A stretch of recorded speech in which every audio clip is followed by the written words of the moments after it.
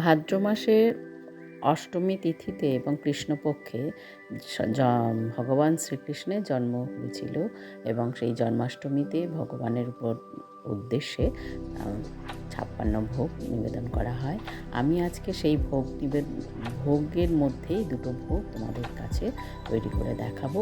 দেখো কিভাবে করছি। একটা হচ্ছে তার সবথেকে প্রিয় ভোগ, যেটা না হলে পুজো হয় না এবং শ্রীকৃষ্ণের ভোগ নিবেদন করাই যায় না। একটা হচ্ছে মাখন মিশ্রি আর একটা হচ্ছে ক্ষীর মাখনা। ঠিক আছে, চলো কিভাবে তৈরি করছি দেখি। কৃষ্ণের জন্মতিথি জন্মাষ্টমী এসে গেছে, তাই জন্মাষ্টমীর উপলক্ষে শ্রীকৃষ্ণকে ভোগ প্রসাদ চড়ানো হয়। 56 রকমের ভোগ দেওয়া হয়। তার মধ্যে একটা ভোগ হলো মালাই, দুধের মালাই করব। মালাইয়ের মধ্যে দেব মাখানা, কাজু আর কিশমিশ, আর একটুখানি স্বাদ হওয়ার জন্য দেব এলাচ গুঁড়ো।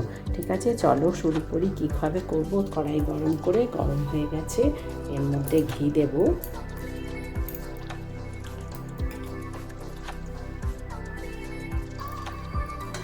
চামচ ঘি দিলাম। ঘি দিয়ে তার মধ্যে কাজু কিশমিশগুলো ভেজে তুলে নিতে হবে। হালকা করে ভেজে তুলে নেব। গ্যাসের ফ্লেম একদম লো করা আছে।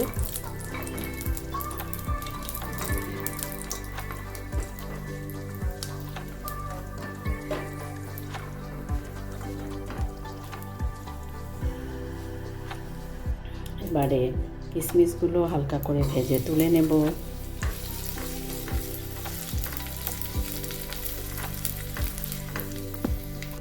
ওই ঘিয়ের মধ্যে মাখানাটা দিয়ে হালকা করে ভেজে নেব।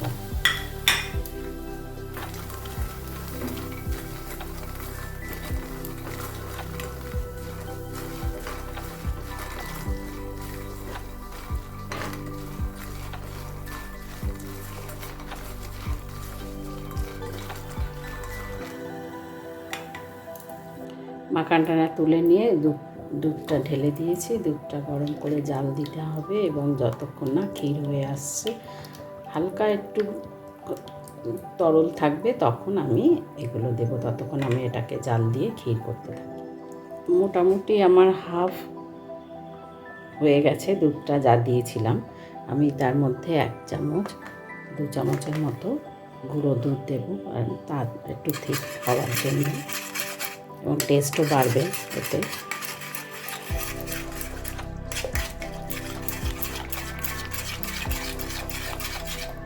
দু চামচ গুঁড়ো দুধ দিয়ে দিলাম। মিল্ক পাউডার 2 চামচ মিল্ক পাউডার দিয়ে আমি এটাকে আরও ঘন করে নিলাম। আর একটু ঘন হওয়ার জন্য আমি এতে কর্নফ্লাওয়ার গুলে হাফ চামচের মতো কর্নফ্লাওয়ার একটু সামান্য দুধে গুলে আমি এর মধ্যে দেব ঘনত্বটা হওয়ার জন্য। দিলাম। এবারে কন্টিনিউ নাড়াতে থাকতে হবে, নইলে দলা পাকিয়ে যাবে।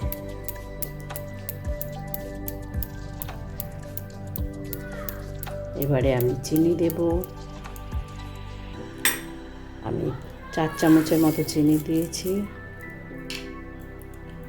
আমার পরিমাণটা তো অল্প, 500 দুধ, সেই জন্য এবার যারা যেরকম মিষ্টি খাবে, পছন্দ করে আর কি, সেই বুঝে দেবে। বেশি মিষ্টি তো ভালো লাগে না।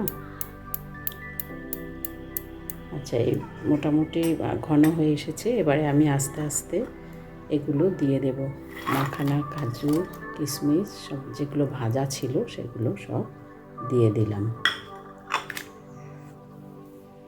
দিয়ে এবারে এগুলো দিয়ে ফুটতে থাকবে।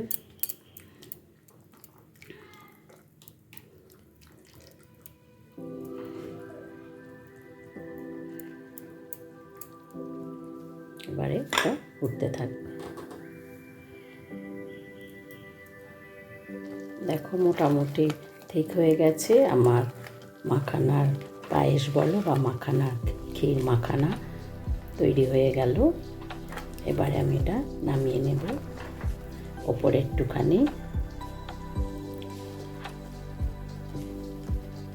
বাদাম দিয়ে আমন্ড কুচি দিয়ে ছড়িয়ে গার্নিশিং করে প্লেটিং করব। আমি বাটিতে তুলে নিয়েছি ভগবানের উদ্দেশ্যে। এবারে কটা আমন্ড কুচি দিয়ে দিলাম সাজানোর জন্য। ভগবান শ্রীকৃষ্ণের জন্মাষ্টমী তিথিতে যে 56 ভোগ তৈরি করা হয় ভগবানের উদ্দেশ্যে, তার মধ্যে সবথেকে প্রিয় এবং প্রিয় ভোগ হলো ভগবান শ্রীকৃষ্ণের মাখন। মাখন খেতে খুব ভালোবাসতো, সেই জন্য তাকে মাখন চোরও বলা হতো। আর ওনার সেই ভোগটা মাখন দিয়ে আর মিশ্রি দিয়ে মিশ্রি মাখন তৈরি করবে, আমি দেখাবো। আর এটাই হচ্ছে সবথেকে প্রধান ভোগ। এই ভোগ ছাড়া ভগবানের পুজো হয় না। সেই জন্য আমি খানিকটা মাখন নিয়েছি, সাদা মাখন, আর তার মধ্যে খানিকটা মিশ্রি দেব। মিশ্রি দিয়ে মাখিয়ে ভগবানের উদ্দেশ্যে দেব।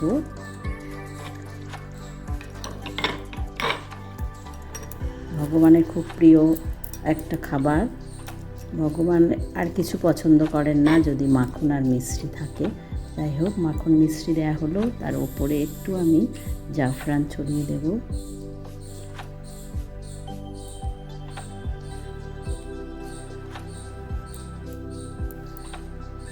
কটা জাফরান ছড়িয়ে দিয়েছি, এবার কটা আমন্ড ছড়িয়ে দেব।